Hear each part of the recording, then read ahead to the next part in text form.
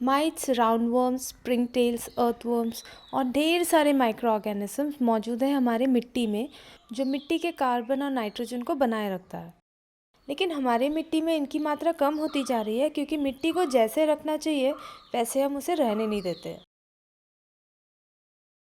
पुरातन सभ्यताओं को समझने के लिए जब आर्कियोलॉजिस्ट धरती को खोदते हैं, तब उन्हें पत्थर से बने चीज़ें, टेराकोटा से बने वस्तुएं, पीतल और लोहे से बने चीज़ें मिलते हैं। लेकिन आज बनाए गए घर को अगर तोड़े तो उसमें से लकड़ी से बनाए गए दरवाजे और खिड़की और फाउंडेशन में इस्तेमाल किए गए पत्थरों को छोड़कर पूरे घर को बनाए गए मटेरियल्स में से ऐसा कुछ भी नहीं है जो इस्तेमाल के लायक होगा। ये वो ज़मीन है जहाँ पे मेरे दादा परदादा रहते थे। लेकिन इस ज़मीन को खेती करने के लिए जब हम खोदने गए, तब हमें 3-4 चीज़ें मिली।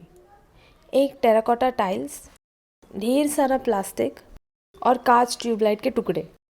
आज भी ढेर सारे गाँव में कचरे की कोई व्यवस्था नहीं है और लोग मजबूर होकर अपने ही घर के बाहर चीज़ों को जला देते हैं या तो किसी कोने में फेंकते जाते हैं।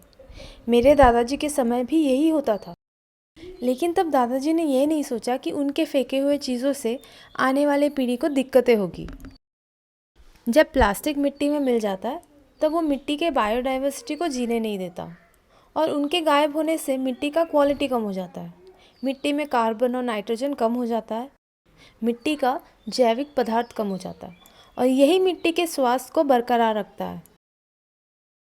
इस साल के पहले तारीख को हमने मिट्टी के नीचे ये प्लास्टिक के शीट्स के टुकड़े पाए। लेकिन इस मिट्टी में छुपे हुए पूरे प्लास्टिक को निकालने के लिए पता नहीं कितना समय लगेगा, और निकालने के बाद इसको क्या करेंगे ये भी उतना ही बड़ा मसला है, जिसका जवाब हमारे गांव के पंचायत के पास भी नहीं है। दादाजी तब नहीं जानते थे कि प्लास्टिक इतना बड़ा शैतान है। लेकिन आज जब हम प्लास्टिक को आसपास फेंक देते हैं, तब हम सब कुछ जान कर करते हैं और आने वाली पीढ़ी को कितना कष्ट होगा ये भी हमें पता है।